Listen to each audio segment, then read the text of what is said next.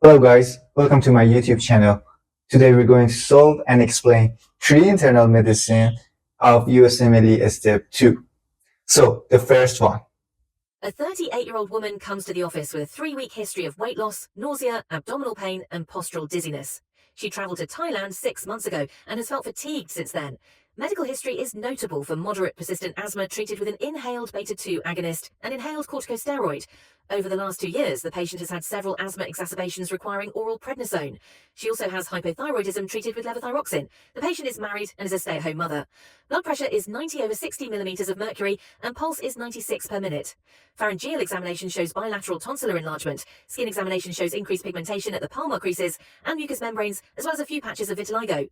Nichial laboratory testing shows mild hyponatremia and hypokalemia with normal renal function. Complete blood count is normal, but differential shows moderate eosinophilia. Follow-up testing confirms a low 8 AM serum cortisol. Which of the following is the most likely cause of this patient's adrenal insufficiency? A. Adrenal hemorrhage. B. Adrenal tumor. C. Autoimmune adrenalitis. D. Exogenous glucocorticoid use. E. HIV infection. F. Tuberculosis. Let's see what do we have here. The chief complaint is weight loss, nausea, abdominal pain, and dizziness, ongoing for 3 weeks. She has a history of asthma treated with oral and inhaled steroids. Also has hypothyroidism and recent travel to Thailand. On examination, she has hypertension, mucosal hyperpigmentation, and vitiligo. Labs show hyponatremia, hyperkalemia, and eosinophilia. Morning cortisol is low, so we are clearly dealing with a case of adrenal insufficiency. But is it primary or secondary? Let's break it down. She has hypertension, mucosal hyperpigmentation, and vitiligo. This points us strongly toward primary adrenal insufficiency, where both cortisol and aldosterone are deficient. The hyperpigmentation is due to elevated ACTH, which happens when the adrenal gland itself is damaged. ACTH stimulates melanocytes, causing darker skin, especially in mucosal areas. The labs show hyponatremia and hyperkalemia, classic signs of aldosterone deficiency, which you can only see in primary, not secondary. And eosinophilia is commonly seen in adrenal insufficiency, especially in primary. Her history of autoimmune disease like hypothyroidism and vitiligo also supports the idea of autoimmune adrenalitis, the most common cause of Addison's disease in developed country. So, putting it all together, the clinical signs, lab findings, and history all points toward primary adrenal insufficiency. In secondary adrenal insufficiency, aldosterone is preserved because it's regulated by renin-angiotensin system, not ACTH. So we wouldn't see this electrolyte disturbance. So the correct answer here is primary adrenal insufficiency, likely autoimmune in origin. In this table, we can observe cause of primary adrenal deficiency. If this case feels familiar because we tackled a similar adrenal insufficiency question in part 1 of this series. Let's move on to the second question. A 55-year-old homeless man comes to the emergency department with muscle cramps and perioral numbness. The patient appears malnourished and says that he has consumed a lot of alcohol recently. His past medical history is significant for chronic recurrent abdominal pain, for which he was advised to quit drinking alcohol. His temperature is 36.7 degrees Celsius, 98 degrees Fahrenheit. Blood pressure is 110/65 millimeters of mercury. Pulse is 80 beats per minute, and respirations are 18 breaths per minute. Examination shows a regular heart rate and clear lung fields. The abdomen is soft without significant tenderness. There are normoactive bowel sounds. Laboratory studies are as follows. Hemoglobin 7.2 grams per deciliter. Hematocrit 26%. Mean corpuscular volume 104. Platelets 80,000 sodium, 136 potassium, 3.1 chloride 90 calcium, 6 milligrams per deciliter. Magnesium serum 0.8 milligrams per deciliter. Phosphorus inorganic serum 2.0 milligrams per deciliter. Albumin 3.4 grams per deciliter. Which of the following is the most probable cause of the hypocalcemia observed in this patient? A. Extracellular calcium deposition. B. Hypoalbuminemia. C. Hypomagnesemia. D. Hypophosphatemia. E. Resistance to parathyroid hormone. So let's break it down. The chief complaint is muscle cramps and perioral numbness, which immediately makes us think of hypocalcemia. He is 55 years old, homeless, malnourished, and has a long history of alcohol use. all important risk factors.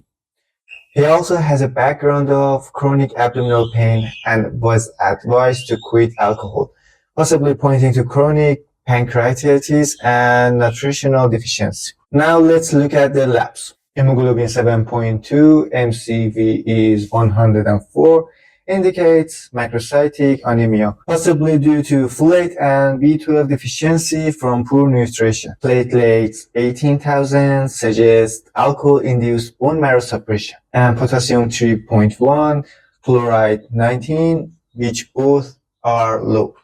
Calcium 6 mg per deciliter, clearly hypocalcemia. Magnesium is 0.8 mg per deciliter, also severely low, and that's a huge clue. Phosphorus is 2, which is mildly low, and albumin is 3.4, so not low enough to explain calcium drop. So what's the connection? Magnesium deficiency affects both PTH secretion and action. So without enough magnesium, even normal or elevated levels of PTH won't be effective, leading to persistent hypocalcemia. And this pattern, hypocalcemia plus hypomagnesemia, is common in alcoholics and malnourished patients. So the most probable cause of hypocalcemia in this patient is option C, hypomagnesemia. Before we wrap up, let's take another look at this algorithm for approaching hypocalcemia. This is the same algorithm we briefly discussed in a previous video while solving a similar question.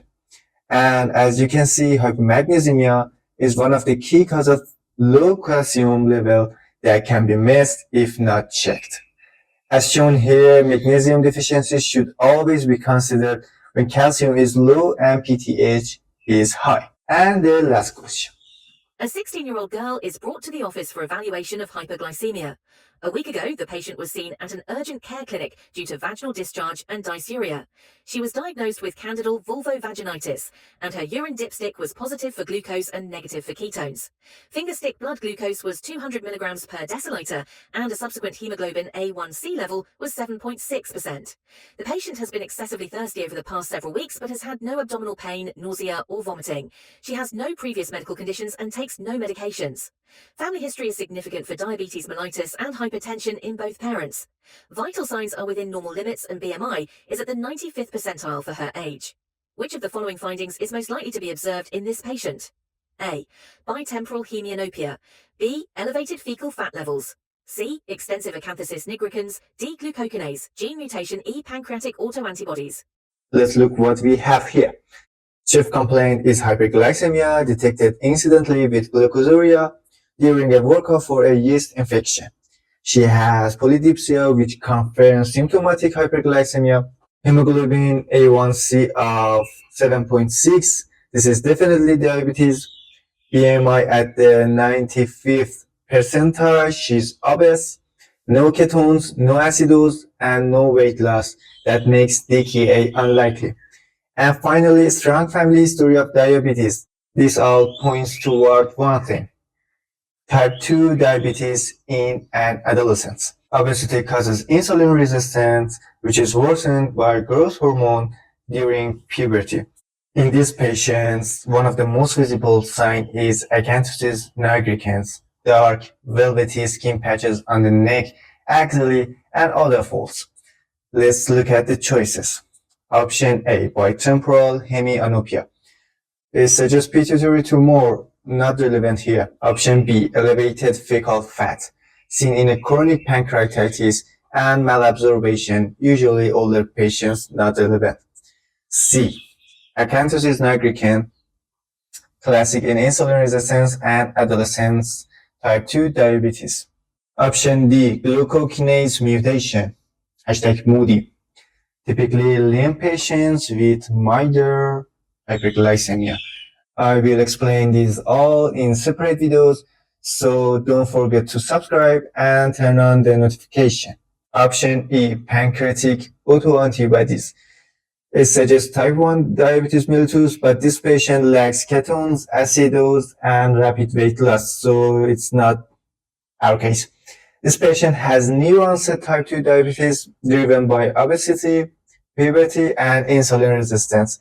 So the most likely associated finding is extensive acanthosis nigricans, choice C. Thanks for watching, and thank you in advance for subscribing and liking my videos. Goodbye.